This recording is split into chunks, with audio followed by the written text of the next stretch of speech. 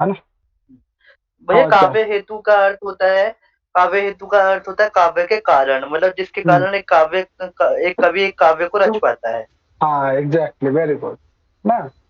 अब वो कारण क्या क्या है ना। आज वो विषय वस्तु हम लोग पढ़ेंगे, और साथ में मम्मट साहब ने काव्य किसे कहते हैं, क्या डेफिनेशन वो देते हैं, है ना। वो काव्य सब, लक्षण। हाँ काव्य लक्षण पढ़ेंगे, काव्य का स्वरूप क्या है वो देखें। चलो बच्चे देखो, आप लोगों को स्क्रीन दिख रहा है। স্যার, हाँ बच्चा। স্যার वो तदोदश शब्दार्थ सगुण बनलंकृति पुनः कॉपी ए वाला था ना मोहम्मद का। हाँ हाँ हाँ, यही है। यही है, एक ही है ना। चलो तो, है ना। तो देखो अच्छा, अभी तक उम्मीद है कि आप लोगों ने याद भी किया होगा कुछ, क्योंकि आज हम लोग कुछ पढ़ेंगे, इसमें तुरंत जो है हम लोग क्वेश्चन प्रैक्टिस भी करेंगे, है ना। तो हम लोगों ने देख लिया था समय वगैरह क्या है, ये सब हम लोगों ने देखा भैया था। ग्रामर कब होगी फिर? ग्रामर भी हो गया आज, है ना। थोड़ा सा लंबा क्लास चलेगा आज, कहीं जाना तो नहीं है ना, है ना। तो देखो यहाँ पे, ये सब हम लोगों ने मम्मट के विषय में देख लिया था कि उनके क्या विशेषताएं हैं, समय क्या है, और संपूर्ण काव्य प्रकाश कितने उल्लासों में है, और सबसे प्राचीनतम टीका कौन सा, ये सब हम लोगों ने देखा। और बच्चा इसे आप लोगों ने याद किया ना कि किस उल्लास में क्या विषय वस्तु है। आज हम लोग क्वेश्चन प्रैक्टिस करने वाले हैं, है ना। हाँ भैया देख लिया अच्छे से। याद है ना। तो इसका ध्यान रखना है, पूरे 1 से लेकर 10 उल्लास में विषय वस्तु क्या है। सबसे लास्ट का जो 3 है वो तो बहुत ही सिंपल है, शब्द गुण अर्थ, है ना। शब्द है, सॉरी गुण, शब्द और अर्थ, है ना। गुण अलंकार, शब्द अलंकार, अर्थ अलंकार। शुरुआत के जो पहला तो याद ही होता है ना। तो बहुत इजी है इसको याद करना भी, इसको अच्छे से याद रखिए। अभी हम लोग क्वेश्चन प्रैक्टिस भी करेंगे इस पे, है ना। उसके बाद हम लोगों ने मंगलाचरण पढ़ लिया था, मंगलाचरण में किस देवी की स्तुति है, ये सब हम लोगों ने देखा था। और कितने यहाँ पे पद विशेष हैं, है ना, ये हम लोगों ने देखा था, है ना। और इसमें कौन सा छंद है, कौन सा अलंकार है, ये सब हम लोगों ने देखा था। कैसा मंगलाचरण है वो देखा था। साथ में हमने देखा कि ब्रह्मा की जो सृष्टि रचना है वो कैसी है, और वहीं दूसरी तरफ किसी कवि की जो रचना है वो कैसा होता है, ये सब हम लोगों ने दोनों में अंतर देखा था, है ना। उसके प्रसादी बाद में 3 प्रकार के देवताओं पर भी चर्चा हुई थी। हाँ, 3 प्रकार के देवताओं की भी चर्चा हुई थी, और साथ ही साथ हम लोग काव्य का क्या प्रयोजन है, यानी अच्छे काव्य पढ़ने का, लिखने का, या रचना करने समय क्या लाभ मिलेगा, है ना। ये सब हम लोगों ने अलग अलग चीजें देखा था। इसमें एक चीज आप लोग ऐड कर लेना, है ना बच्चा। ये चीज अभी मैंने ऐड किया नहीं, कल ही मैंने थोड़ा सा देखा था, है ना। कि कौन सा प्रयोजन सिर्फ कवि के लिए ही है, और कौन सा प्रयोजन जो पाठक गण के लिए है। कवि निष्ठ क्या है, पाठक निष्ठ क्या है, मैं ऐड कर दूंगा वैसे, है ना, नोट कर लिया इसमें, है ना।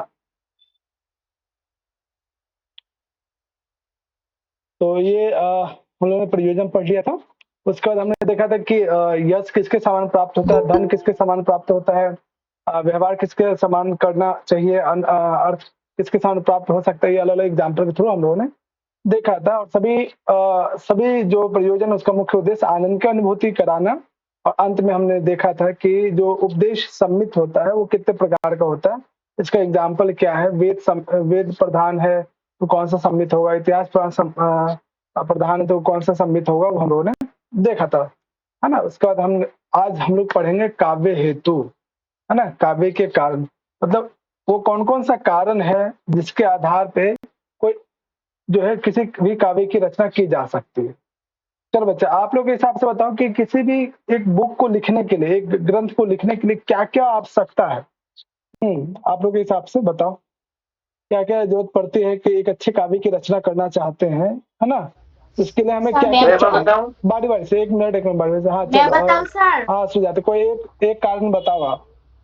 हम्म एक, सर कोई एक कारण। मोहम्मद के हिसाब से ना नहीं नहीं काव्य मोहम्मद, के 3 हेतु हैं। नहीं नहीं नहीं नहीं, एक एक एक बताओ, एक बताओ। हाँ तो मैं एक बता रही हूँ, हाँ, निपुणता। निपुणता, ओके वेरी गुड। चलो दूसरा विशाल बताओ। भैया दूसरा है आपका बीज, मतलब कवित्व का बीज। कवित्व बीज, ओके वेरी गुड। हाँ, और किसी को आइडिया बच्चा, किसी इला, हाँ कामनी दीपिका, आप लोग को बताओ। कोई कोई सब एक अच्छा बुक लिखने के लिए क्या क्या आवश्यकता पड़ती है, क्या होना नेसेसरी है, क्या कारण है, वो कौन सा वो हेतु है जिससे अच्छे काव्य लिखे जा सकते हैं। क्या क्या आप लोग को लगता है कि हाँ ये कारण हो सकता है। हाँ हाँ संगीता। भैया लोक व्यवहार होना चाहिए, लोक व्यवहार का ज्ञान लोक तभी व्यवहार तो का लिख सकते। ज्ञान, ओके वेरी गुड, है ना। चलो बहुत अच्छा। हाँ, और किसी को कोई आइडिया? भैया उस टॉपिक अलंकार और छंदों का उचित प्रयोग। काव्य को लिखने का तरीका, मतलब उसको अलंकार और छंद कैसे करना अच्छा, है। यानी कैसे अलंकार और छंद इत्यादि का प्रयोग करें, ये इसका ज्ञान होना चाहिए। Very good Neetu Kamne. हाँ दीपिका, आप क्या कह रहे थे? हम्म,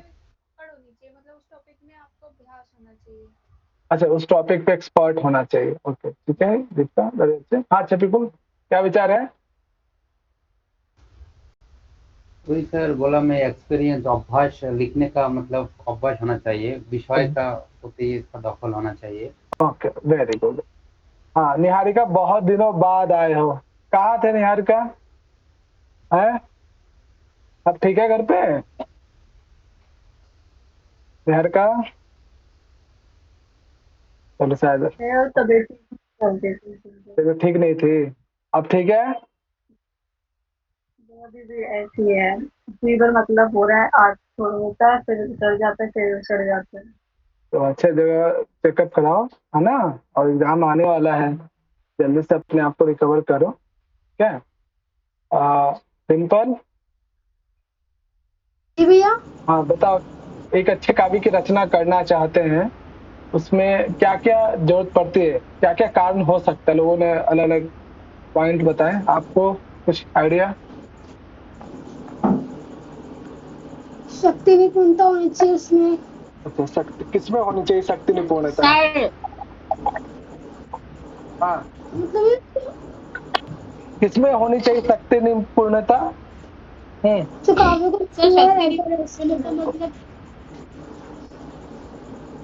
तो आप लोगों ने बोला कि शक्ति निपुणता होनी चाहिए, किस में? मेरे में होनी चाहिए, या काव्य में होनी चाहिए, या किसी और में? उसके अंदर होनी चाहिए ना।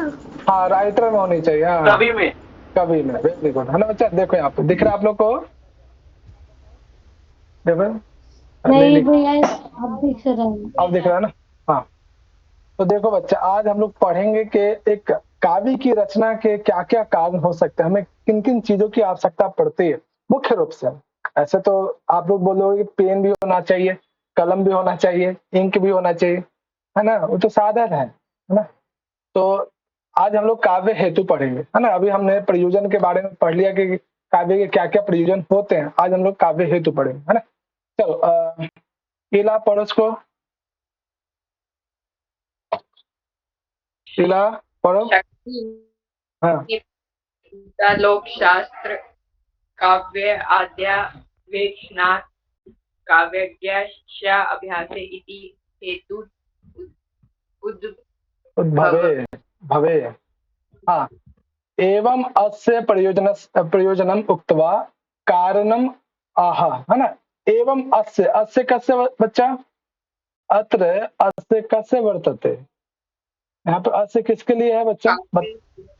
काव्यों का लिए अच्छा बोल रहा है। हाँ, एवं अस्य प्रयोजनम, यानी इसके प्रयोजन कहकर, इसके प्रयोजन काव्य से, है ना? काव्य के प्रयोजन के कहने के बाद, या काव्य का जो प्रयोजन है उसको बता देने के बाद, है ना, कारणम, है ना? अब हम लोग काव्य का कारण, है ना, काव्य हेतु आह, यानी कहेंगे या वर्णन करेंगे, है ना? तो ध्यान रखना, अस्य यहाँ पे जो सर्वनाम है किसके लिए है, ध्यान रखिएगा, है ना?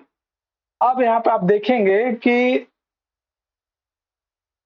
3 पद हैं, है ना? ये 3 शब्द है, ये 3 ही जो है आवश्यकता होती है किसी भी अच्छे काव्य की रचना के लिए, है ना? इति हेतु तद उद्भवे। बच्चा, उद्भवे का अर्थ क्या होता है? उद्भवे। सर रिकॉर्डिंग पे लगा दिया ना? हाँ बिल्कुल, धन्यवाद। उत्पन्न होना। उत्पन्न सर होना, उद्भव होना तो उत्पन्न होना होता है ना? उत्पन्न होना, बनाना, निर्माण करना, रचना करना, ये सब ही है। तत् उद्भव उद्भव। होने में यहाँ पे इसका वर्तने का उद्भव होने में कारण होते हैं, हेतु हाँ, उद्भव होने में यहाँ पे सप्तमी विभक्ति है ना? बहुत बढ़िया। और तत्, हम बच्चा लोग बताओ, तत् किसके लिए? तत् उद्भवे हेतु, उसके उद्भव में कारण है। काव्य काव्य के उद्भव में। बहुत सुंदर। तो बच्चा यहाँ तत् शब्द भी ध्यान रखना, किसके लिए है? काव्य, है ना? काव्य के लिए, है ना? तत् उद्भवे यानी काव्य उद्भवे हेतु, काव्य के विकसित होने में, निर्माण में, उद्भव होने में जो हेतु है वो हेतु कौन कौन सा है?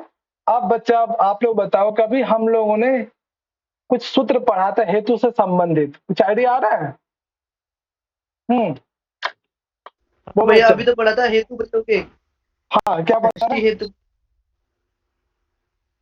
क्या पढ़ा था? षष्ठी हेतु पढ़ा था ना? हेतु मतलब शब्द के प्रयोग होने पे षष्ठी विभक्ति आती है। हाँ चलो बहुत सुंदर है ना। चलो बच्चा यहाँ पे देखो क्या क्या है, एक राइटर के पास क्या क्या होना चाहिए, है ना। एक लिखने जो काव्य की रचना करना है किसी कवि को, तो उसके लिए होना चाहिए, पहला कंडीशन है देखो दे शक्ति निपुणता, है ना। इसका क्या मतलब बच्चा? शक्ति निपुणता का क्या मतलब, है ना। यानी वो जो कवि है, जो राइटर है, उसके पास एक लेखन लिखने की जो शक्ति है, सामर्थ्य है ना, वो होना चाहिए, है ना। भैया यानी कि कविता लिखने की जो नैसर्गिक प्रतिभा है, जो हाँ मतलब प्राकृतिक होनी, मतलब कि कविता को लिखना वैसे अगर देखा जाए तो कोई सिखा नहीं सकता। बिल्कुल, है ना। हर कोई कुमार विश्वास नहीं बन सकता, है ना। हर कोई मम्मट साहब नहीं बन सकते। ये जो शक्ति है, सामर्थ्य है, प्रतिभा है ना, ये जो है जन्मजात कह सकते हैं, है ना। ईश्वर कृपा हो सकती है ना, ईश्वरीय सिद्धि हो सकती है ना। तो यहाँ पे कहा जा रहा है शक्ति, पहला कंडीशन है शक्ति, सामर्थ्य, प्रतिभा होना चाहिए उस कवि के पास, नेचुरल प्रतिभा, स्वाभाविक शक्ति, है ना। दूसरा देखो यहाँ पे क्या कहा जा रहा है, लोक शास्त्र काव्यात, है ना। देखो ध्यान से संधिविच्छेद, लोक शास्त्र काव्यात अवेक्षणात निपुणता। अब लोक शास्त्र, बच्चा लोक शास्त्र का मतलब क्या है बच्चा? यदि हाँ कोई बताएंगे लोक व्यवहार या लोक शास्त्र क्या है? किसी को आइडिया? लोक व्यवहार मतलब हाँ सर रामायण महाभारत आदि क्या? अच्छा, रामायण महाभारत, हाँ ये जैसे कि समाज में जैसे शास्त्र कि जैसे बातें होती हैं या व्याकरण कोई भी संधु ये भी विचार हो सकता है। हाँ लोक व्यवहार सामान्य तौर पे, है ना, उसे जो लोक व्यवहार का ज्ञान होना चाहिए। आपने देखा होगा मम्मट साहब जो भी एग्जाम्पल देते हैं, वो कहीं ना कहीं समाज में वो एग्जाम्पल देखते हैं कि अच्छा यहाँ पे जैसे रस का एग्जाम्पल देंगे आगे चल के, है ना। या काव्य का जब लक्षण करते हैं उसमें एक जो है एग्जाम्पल देते हैं। यानी जो भी एग्जाम्पल वो दे रहे हैं या देते हैं, या कोई सा भी नॉवेल वगैरह आप पढ़ते भी हैं या कोई लिटरेचर भी पढ़ते हैं संस्कृत का, तो उसमें समाज में जो घटित घटनाएं हैं, है ना, या उनका जो प्रकृति सौंदर्य इत्यादि जो भी वर्णन करते हैं, वो लोक से, है ना, लोक से आता है, लौकिक शब्दों का प्रयोग करते हैं, है ना। देन लोक व्यवहार करने का जो सामर्थ्य है ना, कैसे हम सामान्य चीजों को कैसे वर्णन कर सकते हैं, है ना, उसका भी ज्ञान होना चाहिए। उसमें निपुणता होनी चाहिए। नहीं, लोक व्यवहार को किस शैली से कह सकते हैं, वर्णन कर सकते हैं, ये जो है एक कवि के पास होना चाहिए। साथ ही साथ लोक शास्त्र काव्यात अवेक्षणात है ना, यानी लोक व्यवहार में अनेक प्रकार के शास्त्रों में, इसका अभी हम लोग बहुत एक्सप्लेन रूप से भी देखेंगे, है ना। लोक व्यवहार में एक्सपर्ट होना चाहिए, विभिन्न शास्त्रों का ज्ञान होना चाहिए, है ना, अनेक प्रकार के काव्यों का जिसने अध्ययन किया हो। अभी हम लोग देखेंगे किस किस लोक शास्त्र की बात करते हैं, है ना। दूसरा कारण ये हुआ कि लोक शास्त्र काव्यात अवेक्षणात निपुणता, अनेक प्रकार के लोक शास्त्रों में, काव्यों में एक्सपर्ट हो, निपुण हो, है ना। और तीसरा हेतु यहाँ पे कहा गया है काव्यज्ञ शिक्षाभ्यास, यहाँ पे समास हो गया है, और ऐसे गुरु के सानिध्य में, है ना, ऐसे गुरु के सानिध्य में जो है क्या करना चाहिए, उसे लेखन, किसी काव्य की रचना करनी चाहिए, है ना, जो गुरु काव्यज्ञ है, जो काव्य के एक एक अंग को जानता हो, काव्य के एक एक गुण को जानता हो, काव्य के सौंदर्य को जानता हो, हंस काव्यज्ञ शिक्षाया, यानी ऐसे गुरु के सानिध्य में या ऐसे गुरु के द्वारा शिक्षा प्राप्त करके किसी भी काव्य का निर्माण करने का क्या अभ्यास करना चाहिए। यानी एक कवि को ऐसे गुरु के पास जाकर, है ना, काव्य निर्माण का जो तरीका है, अभ्यास है, जो छोटी छोटी बारीकियां हैं, है ना, जो उनके गुरु अच्छे से आलोचन पद्धति को जानते हैं और रचना शैली को जो जानते हैं कि कैसे किसी काव्य की रचना की जा सकती है, किन किन बिंदुओं पे हमें ध्यान रखना चाहिए, यानी ऐसे गुरु से सीख कर, है ना, निरंतर काव्य निर्माण हेतु अभ्यास करना चाहिए। तो तीसरा जो कारण बनता है, काव्य शिक्षाभ्यास, यानी ऐसे गुरु से प्राप्त शिक्षा के द्वारा निरंतर जो है, ऐसे गुरु जो अच्छे से रचना शैली के बारे में जानते हो, आलोचन पद्धति, विभिन्न प्रकार के बिंदुओं को, काव्य के दृष्टि में, काव्य को लिखने में किन किन बिंदुओं का ध्यान रखा जाता है, ऐसे गुरु से वो शिक्षा प्राप्त करके निरंतर क्या करना चाहिए, अभ्यास, है ना, निरंतर अभ्यास के माध्यम से उत्तम कोटि का काव्य लिखने का प्रयत्न करना चाहिए। इति हेतु, ये सभी हेतु आपस में मिलकर, ध्यान रखना, इति हेतु तद उद्भवे, ये सभी हेतु आपस में मिलकर एक उत्तम कोटि के काव्य को उद्भव करता है या विकसित करता है। अब ऐसा भी नहीं है कि सिर्फ एक ही कारण होना चाहिए तो आप अच्छे काव्य की रचना कर सकते हैं। यहाँ पे ये कहा जाएगा कि तीनों हेतु होने चाहिए किसी भी एक कवि में, है ना। आप किसी का भी एग्जाम्पल ले सकते हैं, आज के दौर में भी बहुत सारे बहुत अच्छे कवि हुए हैं, है ना। कुमार विश्वास जी को देख लीजिए, उनके घर में उनके फादर खुद प्रोफेसर हैं, है ना। तो कहीं ना कहीं चीजें वो बचपन से सीखते आए, है ना, अनेक प्रकार के शास्त्र। कौन है? कुमार विश्वास को नहीं जानते आप लोग? राजनीति में भी है ना वो तो। हाँ? मैं तो बहुत अच्छा। अरे यंगस्टर के बीच में तो बहुत फेमस है, जाता है, जाता है। तुम्हारी सो के गुजरी थी, हमारी रो के गुजरी है। देखा हाँ, सब समझ रहे हैं किसके लिए गा रहे हो, हैं? सुना नहीं है क्या सुजाता जी? क्या स्टडी के लिए था ये? क्या? किसके लिए था?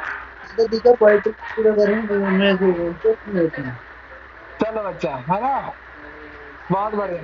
तो बच्चा हमें मेनली क्या ध्यान रखना है कि काव्य के हेतु कितने हैं। मम्मट साहब के अनुसार अच्छे काव्य की रचना में या काव्य की रचना में वो हेतु कितने हैं? टोटल 3 है ना। संख्या याद रखना, कौन कौन है ये भी ध्यान रखना। शक्ति, लोक शास्त्र, काव्यात, अवक्षणात, निपुणता, तीसरा क्या, काव्य शिक्षाभ्यास।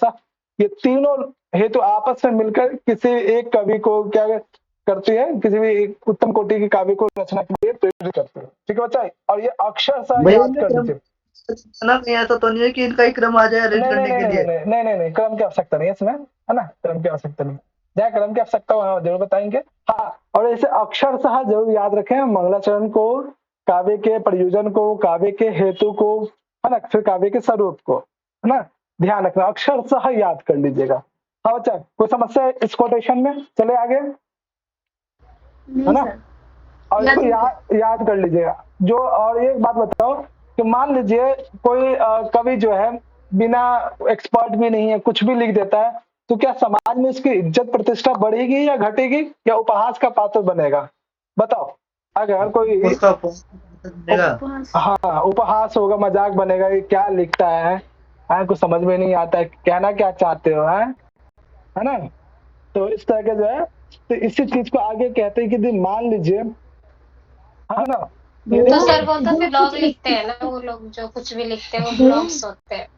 हाँ, ब्लॉग्स अलग है ना, अच्छे ब्लॉग्स भी लिखते हैं लिखने वाले। हाँ, क्या कह रहे हैं? स्क्रिप्ट भी तो कुछ स्क्रिप्ट भी तो ऐसी होती हैं मूवीज की, जो मुझे देखते समझ नहीं आती, फ्लॉप हो जाते हैं, लोग हंसी मजाक उड़ा के बाहर निकल आते हैं। हाँ, बहुत मजाक उड़ाते हैं कि अच्छी मूवी, क्या मूवी का तुकबंदी है ना। बहुत सारे ऐसे फ्लॉप मूवी है, यानी इसके मतलब राइटर ने स्टोरी पे अच्छे से काम नहीं किया, है ना। तो अगला जो कोटेशन यही है कि शक्ति होता क्या, शक्ति किसको कहते हैं, है ना, शक्ति किसको कहते हैं। तो जो आपने इस कोटेशन में जो शक्ति पढ़ा, शक्ति का क्या मतलब? हाँ, शक्ति का अर्थ है प्रतिभा।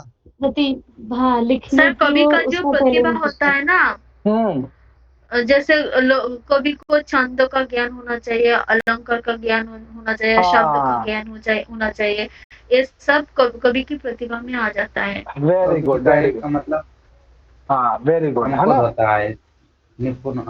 हाँ, यानी तो देखो यहाँ पे शक्ति का डेफिनेशन दिया है कि शक्ति कवित्व बीज रूपा संस्कार विशेष, यानी कवित्व क्या है, कवित्व जो कवि किसी चीज को लिखने का जो शैली है कवि के पास, या लिखने का जो संस्कार है बीज रूप में, है ना, जिसको हम लोग प्रतिभा या शक्ति भी कहते हैं, है ना।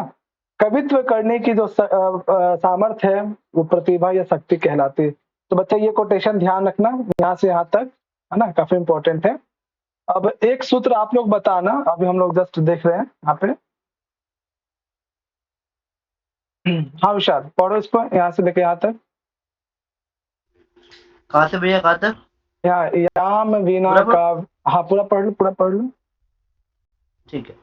शक्ति ही कवित्व बीज रूप संस्कार विशेष याम विना काव्यम न प्रसरेत प्रसरितम वा उपासनीयम स्यात्। याम बिना, बिना शब्द योग किम विभक्ति भवति? अब अच्छा बताओ, बिना शब्द के तृतीया होता है, द्वितीया में होते द्वितीय है ना।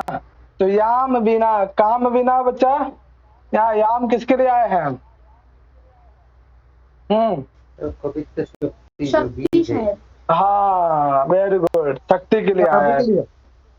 काव्य है बच्चा, याम किसके लिए, काव्य के लिए आया है। ध्यान से, तो याम बिना शक्ति के लिए, प्रतिभा के लिए। अरे कहाँ देख रहे हो? अच्छा हाँ ठीक है ना, शक्ति है ना, बहुत अच्छा। याम बिना काव्यम ना प्रसरेत, यानी उस शक्ति के बिना कोई भी काव्य जो है लिखा नहीं जा सकता है ना। याम बिना काव्यम ना प्रसरेत, उस काव्य की रचना नहीं हो सकती शक्ति के बिना, सामर्थ्य के द्वारा बिना, है ना।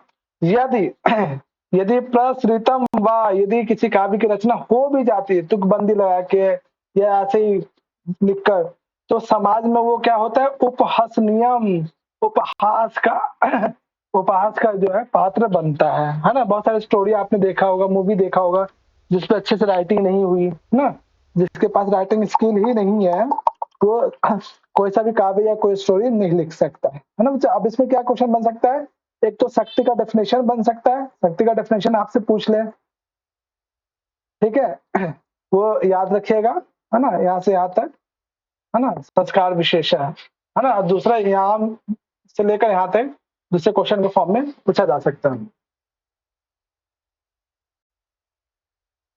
हाँ बच्चा क्लियर, कोई समस्या? जी भैया। चलो अब एक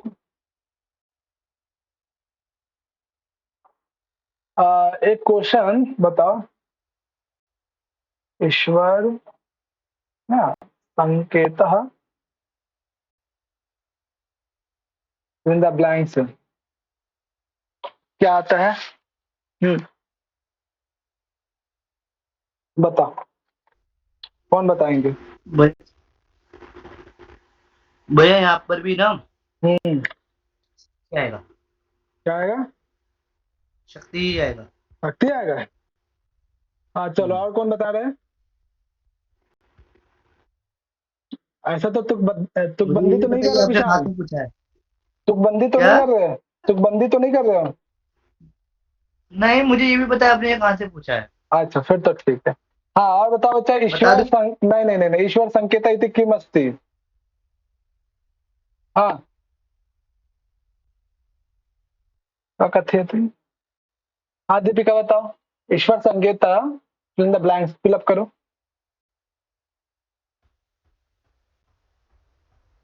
ऑप्शन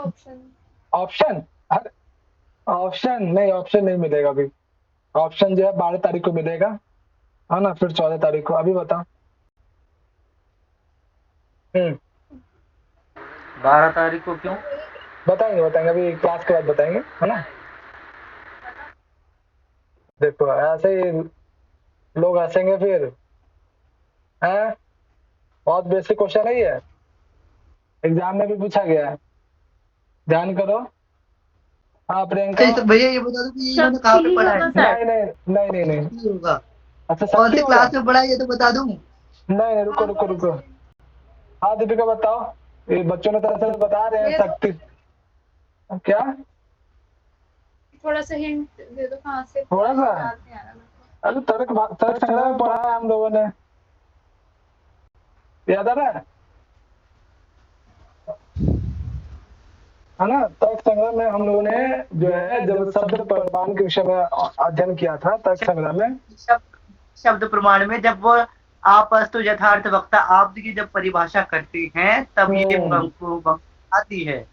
अब बच्चा ध्यान रखना, वहां पे भी शक्ति का डेफिनेशन है, ईश्वर संकेता शक्ति, है ना। और यहाँ पे भी शक्ति का डेफिनेशन है, सत्य सत्य के फॉर्म में बहुत बढ़िया क्वेश्चन बन सकता है। ठीक है बच्चा, ध्यान रखना, क्लियर है। और ये हमने बीए में पढ़ लिया था।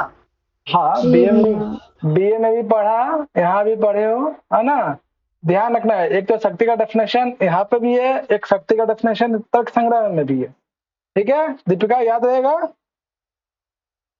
है ना। चलो ध्यान रखना।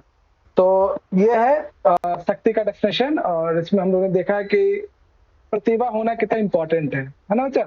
तो इसमें हम लोगों ने काव्य हेतु या काव्य के कारण हम लोगों ने देख लिया। अब जो अभी आपने काव्य का हेतु जो कोटेशन फॉर्म में पढ़ा देखा, अब इसी को यहाँ पे एक्सप्लेन किया गया है ना, कि लोक व्यवहार क्या है ना। उसके बाद जो है शक्ति क्या है ना, काव्य शिक्षा अभ्यास क्या है ना। अब थोड़ा सा यहाँ पे डिटेल रूप से यहाँ पे दिया हुआ है ना। चलो प्रभात, ऊपर वाला लाइन पढ़ो, सिर्फ ऊपर वाला। लोकस्य अस्थावर जंगम आत्मकस्य लोकवृत्तस्य शास्त्राणां छंदो व्याकरण अभिधान कोशः। हाँ बच्चा देखो, आपने वहां देखा होगा कि फर्स्ट जो शब्द है लोक, लोक शब्द। अभी इससे पहले हमने शक्ति के विषय में पढ़ लिया कि शक्ति क्या होता है, अच्छे से देख। शक्ति के बाद आता है लोक, है ना। तो लोक का डेफिनेशन है कि लोकस्य अस्थावर जंगम आत्मकस्य लोकवृत्तस्य च। बच्चा अस्थावर और जंगम ये सब चीजें समझते हो, हम लोगों ने ईशावास्य उपनिषद में भी पढ़ा था। क्या होता है बच्चा? हाँ भैया, अस्थावर और जंगम चेतन जो हाँ। जो चलते फिरते हैं स्थावर। हाँ वेरी गुड, है ना। यानी संसार के व्यवहार, है ना, जो जिस कवि को लोक व्यवहार का ज्ञान हो, किससे किस तरह से वार्तालाप करना है, कैसे उनसे जो है व्यवहार करने योग्य क्या चीजें, किन किन चीजों पर ध्यान रखना चाहिए हमें, है ना। यानी लोक व्यवहार करने का जो निपुणता है किसी एक कवि में होना चाहिए, है ना। व्यवहार करने का जो शैली उसे पता होना चाहिए, है ना। अब एक एक चीज को यहाँ पे एक्सप्लेन करके वो बताते हैं। दूसरा है शास्त्र शब्द आता है उसमें, शास्त्र काव्यात अवेक्षणात, है ना। किस किस शास्त्र का अध्ययन होना चाहिए, किन किन शास्त्रों का एक कवि को ज्ञान अत्यंत आवश्यक है, तो उसमें कह रहे हैं शास्त्रा नाम। उन शास्त्रों में क्या क्या होना चाहिए बच्चा? छंद, व्याकरण, अभिधान, है ना। अभिधान का मतलब संज्ञा शब्द इत्यादि, है ना। कौन संज्ञा है, कौन सर्वनाम है, इसका भी ज्ञान होना चाहिए। विभिन्न प्रकार के कोश का, जैसे अमर कोश, है ना, अमर कोश इत्यादि का भी ज्ञान होना चाहिए। उसका कला, 64 प्रकार के कलाओं के बारे में भी उसे ज्ञान होना चाहिए, है ना। चतुर्वर्ग, बच्चा चतुर्वर्ग का क्या मतलब है यहाँ पे? चतुर्वर्ग धर्म अर्थ काम और मोक्ष। हाँ वेरी गुड, है ना। सभी प्रकार के कलाओं का ज्ञान, 4 प्रकार के जो चतुर्वर्ग है ना, धर्म अर्थ काम मोक्ष, उसका ज्ञान होना चाहिए। गज तुरंग खड़ंग आदि लक्षण ग्रंथा नाम, ये क्या है बच्चा? गज तुरंग क्या मतलब? जो हाथी और घोड़े वाले लक्षणों को बताने वाले जो ग्रंथ होते हैं, हाँ लक्षण, आदि रचित ग्रंथ है। वेरी गुड, है ना। गज तुरंग खड़ंग, है ना। खड़ंग किसको कहते हैं? खड़ंग यानी तलवार, है ना। यानी इनके जो लक्षण ग्रंथ हैं, उनका अच्छे से अध्ययन एक कवि को करना चाहिए। और इतना ही नहीं, आगे भी देखिए, है ना। काव्या नाम च महाकवि संबंधी नाम आदि ग्रहण आदि इतिहास आदि नाम च विमर्शना व्युत्पत्ति, है ना।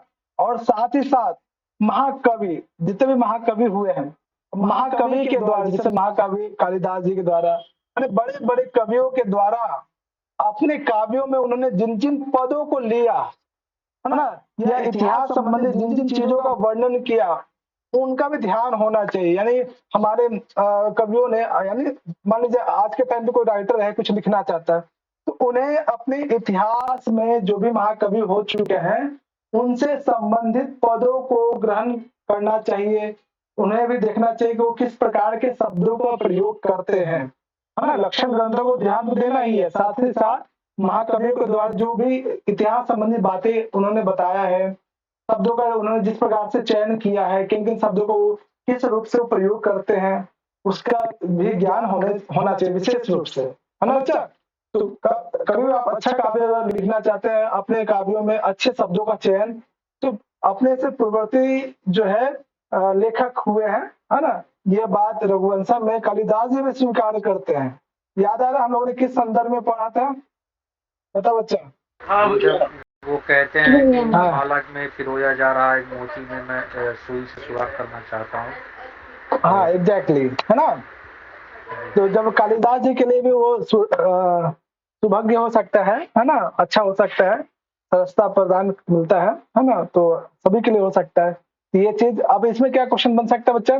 कोई एक पैराग्राफ, एक छोटा सा लाइन आपको दे दे, हाँ, जैसे लोकस्य से लेकर लोकवृत्तम वृत्तस्य तक, है ना, या शास्त्र नाम से लेकर लक्षण ग्रंथा नाम दे दे, या काव्य नाम से लेकर व्युत्पत्ति तक कोई सा एक पैराग्राफ, एक लाइन, एक पद्य दे सकता है ना। पूछेगा कि किस ग्रंथ विशेष में है, कहाँ से लिया गया है, किस संदर्भ में उक्ति है, काव्य हेतु के संदर्भ में है, या काव्य प्रयोजन में है, या काव्य के स्वरूप क्या है।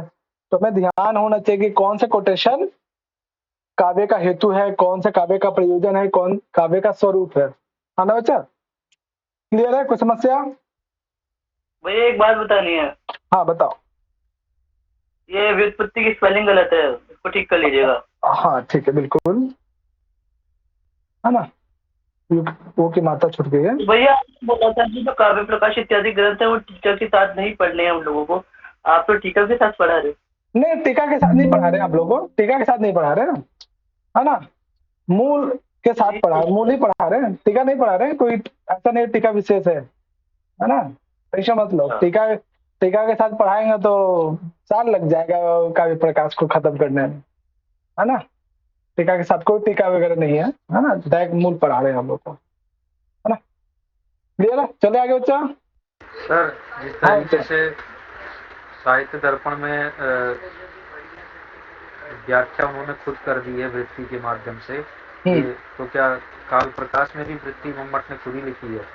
नहीं, वो जो नीचे वाला कोटेशन देख रहे हैं उन्होंने ही लिखा पूरा, है ना, एक एक चीज को एक्सप्लेन कर रहे हैं वो, है ना, कोटेशन और उसके जस्ट नीचे इसका एक्सप्लेनेशन मम्मट साहब का ही है पूरा, है ना। अलग से हम, हाँ, जिस तरह से साहित्य दर्पण में, है ना। ये क्लियर है बच्चा? कोई समस्या? चले आगे। जी सर। जी भैया। चलो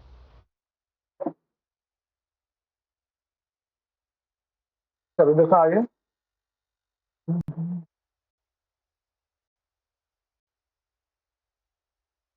दिख रहा है आप लोग को? हाँ भैया अभी हाँ। सुन रहे हैं।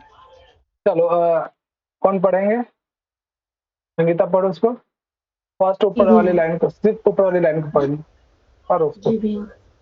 काव्यम कर्तुम विचार्येतुम च ये जानन्ति तदुपदेशेन करणे योजेन च पुनः पुण्येन।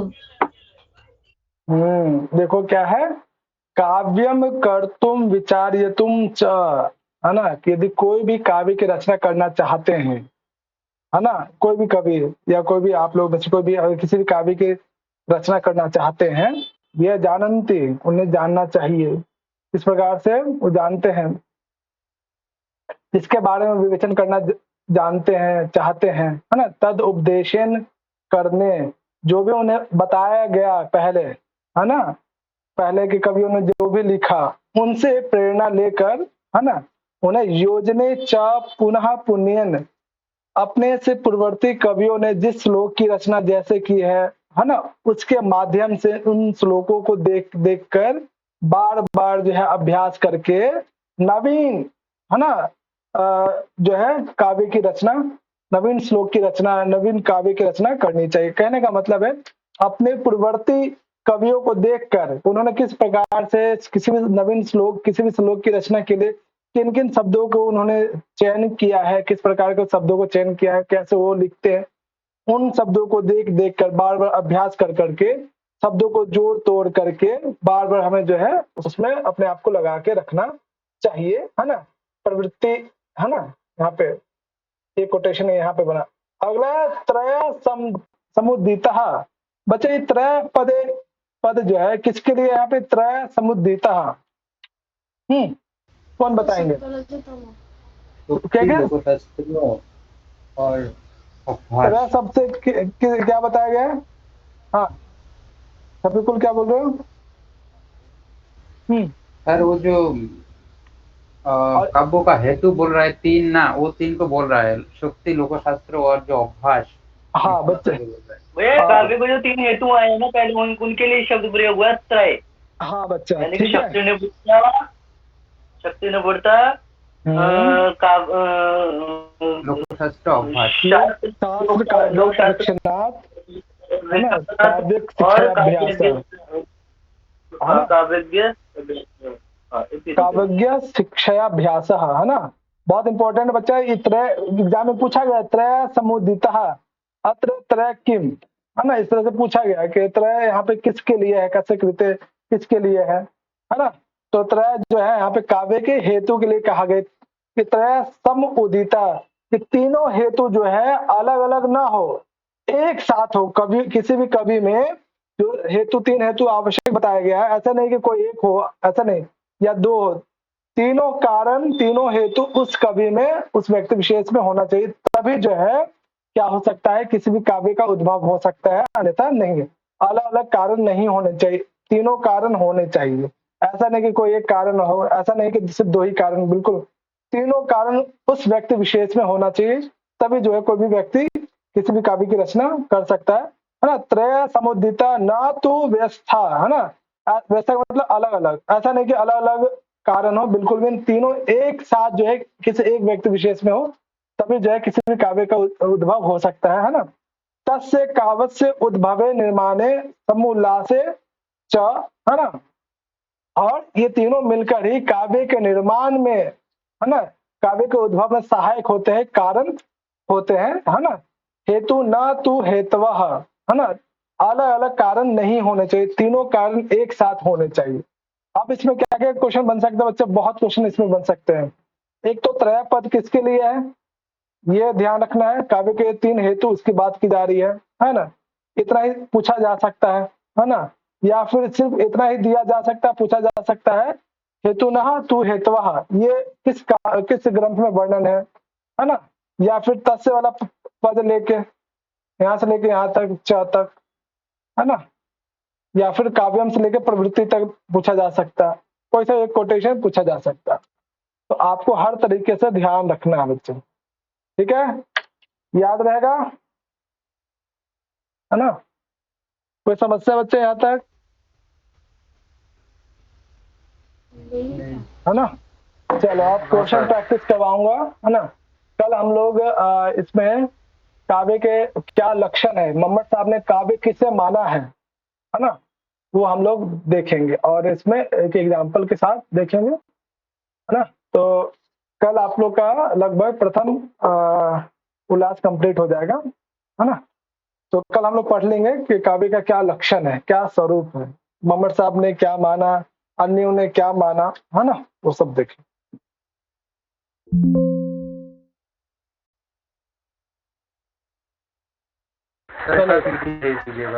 पूरा हो गया सर। हाँ ये प्रथम उल्लास कंप्लीट करके ना भेज दूंगा आप लोग को, ठीक है। चलो बच्चे, ये बताओ, आप लोगों ने उल्लास के विषय में अच्छे से याद किया है ना, ये कौन सा उल्लास किसमें है?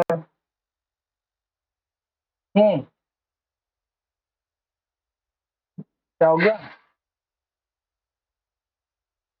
जी भैया किया है।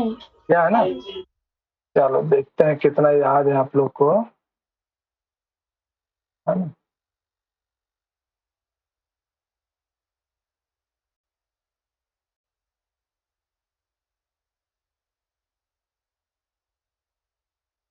चलो अच्छा, दिख रहा है आप लोग को, है ना। जी भैया।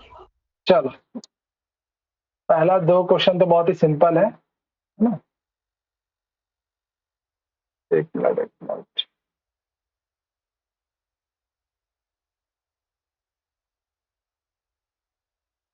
हाँ, आप सभी को जन्म विजयदशमी की बहुत बहुत शुभकामनाएं। ये रह गया था। आपको भी सभी को ढेर सारी जो है विजयदशमी की आपके शुभकामनाएं। जीवन की, खत्म होने वाला है आपके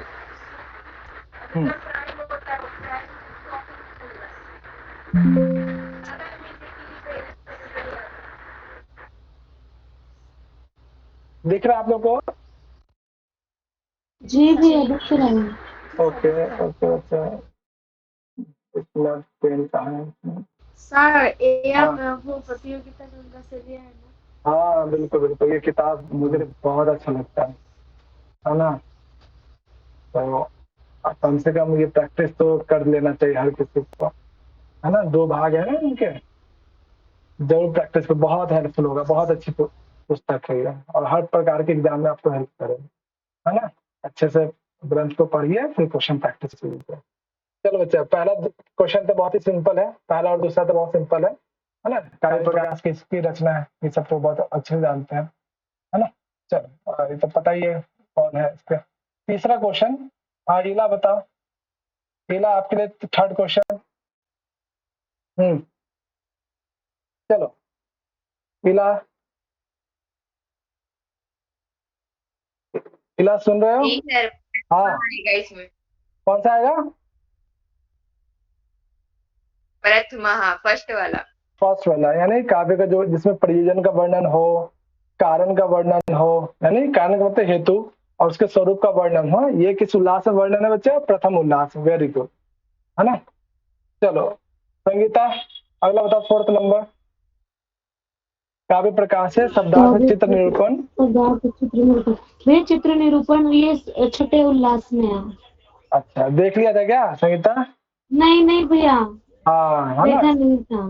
शब्दार्थ चित्र निरूपण जो है काव्य प्रकाश के छठे उल्लास में। वेरी गुड, है ना। चलो बहुत बढ़िया। हाँ संगीता, अच्छा सुजाता है बताओ, दोष दर्शन नामक उल्लास किस कौन सा है?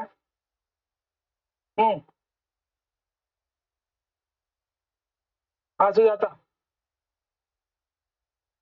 7th, ओके, है ना। दोष दर्शन से पहले जो है शब्दार्थ चित्र निरूपण है ना। और 7वां जो है दोष दर्शन नामक उल्लास। बहुत अच्छे। गुण अलंकार भेद निर्णय, ये विशाल बताओ। और अभी हम लोगों ने जब क्लास आरंभ किया तो उससे पहले हम लोगों ने डिस्कशन भी किया था। ऑप्शन भी देख लो, ऑप्शन दिख नहीं रहा होगा। हाँ बताओ। वही 2 ही ऑप्शन है। हाँ हाँ, इसका है भैया ये 7th। अरे 7th तो दोष है। 7th नहीं भैया, 8 ये छठा हो गया, इसका 8 है यार। 7वां हो गया, ये 8वां है। 8 है, हाँ 8। 9वां कौन सा है? 8वां है, हाँ भैया ये 8वां। 9th में क्या है? ये 9वां है, ये शब्द बहुत अच्छा। में अर्थ भैया। हाँ, 7वां और 10वां में अर्थालंकार। बहुत बढ़िया, है ना। तो छठा आपका शब्दार्थ चित्र निरूपण, 7वां दोष दर्शन, 8वां जो है आपका गुण अलंकार, 9वां जो है शब्द अलंकार, और 10वां है अर्थालंकार। ये जो 8, 9, 10 बहुत ही सिंपल है ना। गुण शब्द अर्थ, ये याद रखेंगे, आराम से कर पाएंगे। ठीक है बच्चा। तो 5, 6 तो ऐसे ही हो गया, पहला तो ऐसे ही याद हो गया। क्लियर है? कोई समस्या है ना। चलो अगला देखो। प्रथम उल्लास का तो पता ही है क्या नाम है ना। 9वां उल्लास है, कितने उल्लास है? 10 उल्लास है ना। चलो, और ये कैसा ग्रंथ है बच्चा? लक्षण ग्रंथ है या धर्म ग्रंथ है या नाटक ग्रंथ है? ये 10वां वाला बताओ। कामनी, ग्रंथ है। हाँ कामनी, भैया लक्षण ग्रंथ है ये वाला। हाँ भैया लक्षण ग्रंथ है। वेरी गुड, है ना। निहार क्या बताओ? 11वां क्वेश्चन। कस्य ग्रंथस्य टीका गृहे गृहे विद्यन्ते तथापि यस्य तथैव दुर्गमः। चलो निहार क्या बताओ? मैंने पढ़ा नहीं तो मुझे काव्य प्रकाश का लग रहा है। ओके, हाँ प्रियंका। चलो ये बताओ, 11वां नंबर जो न्याय का बोलेगी काव्य प्रकाश है। और इस पे काव्य प्रकाश में सब प्राचीनतम टीका कौन सा है? बताओ प्रियंका।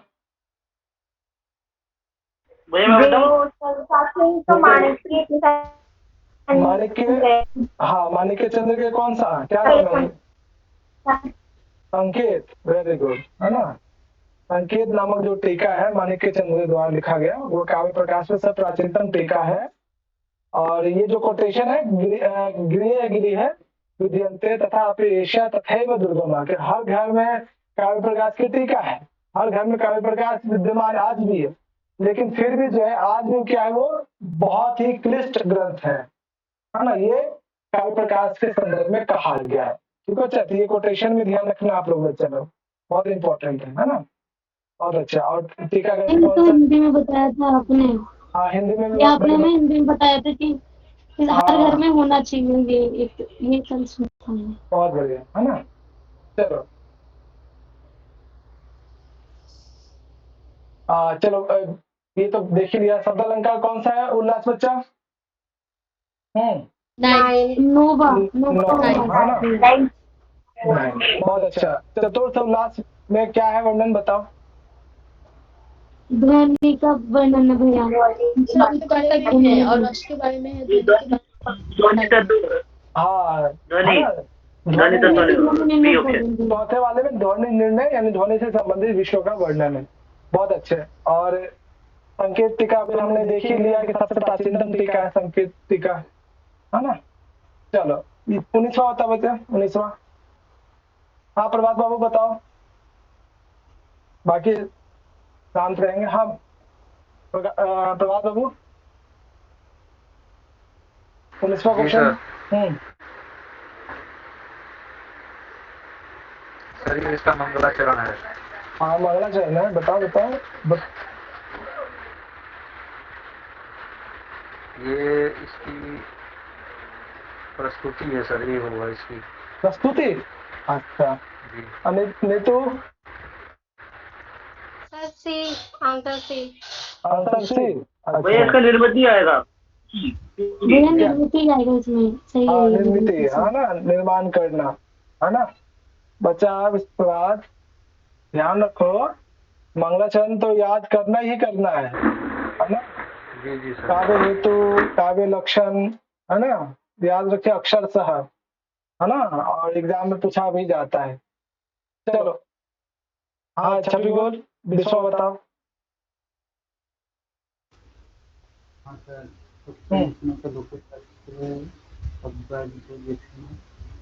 अव्यभाष। हाँ अव्यभाष। क्या? अव्यभाष। काव्य भ्यास तो है नहीं। हाँ काव्य शिक्षा अभ्यास जो है। हाँ वेरी गुड, शिक्षक वाला। हाँ बहुत सुंदर। हाँ। चलो निहारिका नीतू बताओ, नीतू किस वाला? नियतिकृत नियम रहित इति किम।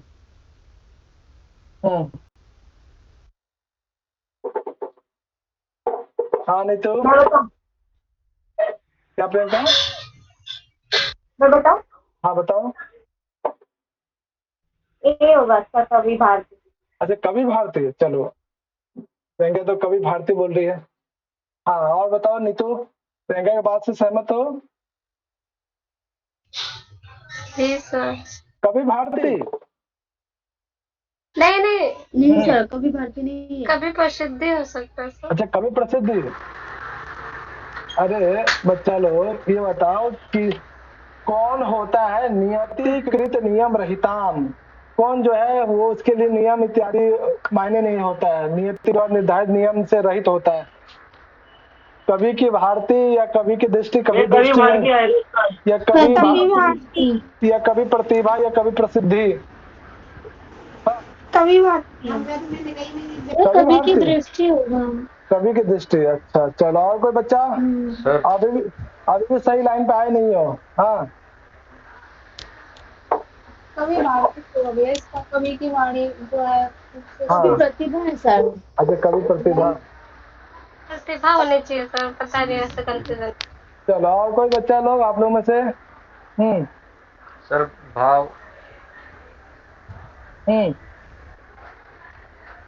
अरे आप लोग क्या कुछ कह रहे हो? सर मैं लीव कर सकता हूँ? हाँ कहीं जाना है क्या? जी जी सर। ठीक है थैंक यू सर। सॉरी।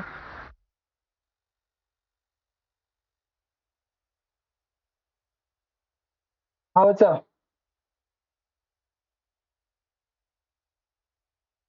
बताओ कभी आपने कोटेशन किसको याद है? कौन बताएंगे? मंगलाचरण का कोटेशन किसे याद है?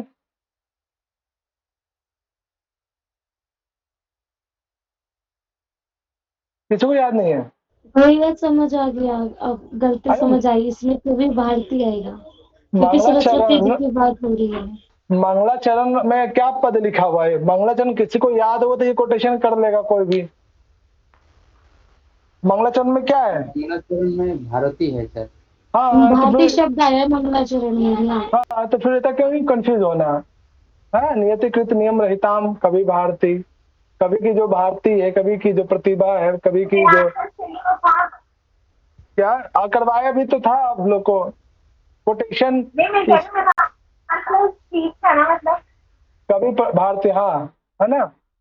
तो बच्चा लोग कोटेशन इसलिए तो याद करने के लिए कहता हूँ आप लोग को, कोटेशन को अक्षरशः याद रखिए, है ना। अक्षरशः याद रखेंगे तो बिल्कुल आप भूलेंगे नहीं।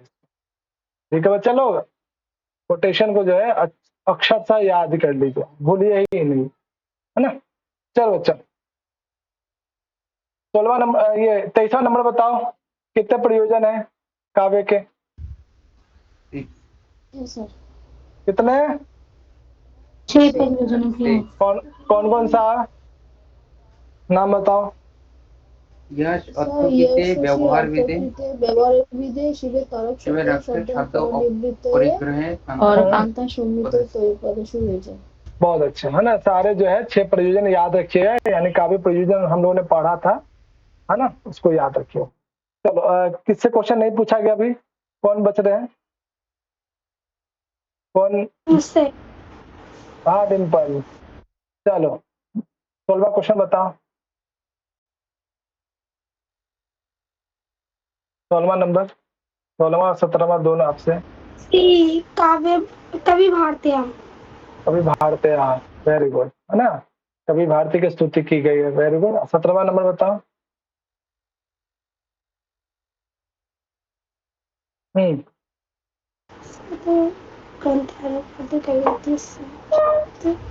हम्म सर 16 में ये कवि भारत है ना, सरस्वती का होगा सर। कवि भारती सब क्या? ए नहीं होना चाहिए इसका नहीं नहीं नहीं, आप काव्य प्रकाश के मंगल श्लोक में जो पद दिया है ना कवि भारती, वो सबसे उपयुक्त अच्छा, पद है, ठीक है ना। हाँ सर, समझ में आ गया। जो मंगलाचरण में एग्जैक्ट शब्द प्रयोग है ना, उसको ही ग्रहण करना चाहिए, है ना, सरस्वती नहीं, है ना? हाँ चलो, इसलिए तो उन्होंने लिख दिया है ना स्पष्ट रूप से, कवि काव्य प्रकाश से, है ना। चलो 17 नंबर बताओ। 17, हाँ डिम्पल बताओ। इसका तो मैं ही जवाब दे पाऊंगा, तुम्हारा तो मैंने बताया था। हाँ समझ इसके प्रॉपर में चल, इसका मम्मट आएगा आंसर। हाँ बहुत सिंपल है, ये भारती कवि जयति कस्याम उद्घोषा, ये किसका उद्घोषणा है, कौन कहता है? तो भाई मम्मट साहब कह रहे हैं ये, है ना। याद आ रहा है बच्चा ये कहाँ पे कोटेशन है ना। जी सर। चलो कामनी 18वां नंबर क्वेश्चन बताओ। काव्य प्रकाश है मंगलाचरण है ना, ये हाँ काव्य प्रकाश का मंगलाचरण है, इसके ऊपर ही लिखा रहता है तुम इस के बारे में। बिल्कुल बिल्कुल, है ना। चल बच्चा 18वां बताओ कामनी। मेरा स्क्रीन नहीं दिख रही। नहीं दिख रही? अरे सबको दिख रहा है। मुझे नहीं दिख रहा है लेकिन। सर दिख रही है। दिख रही कामनी, दिख रहा है सब।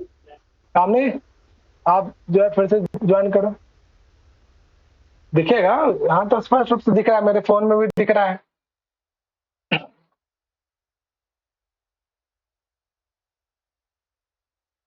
ना।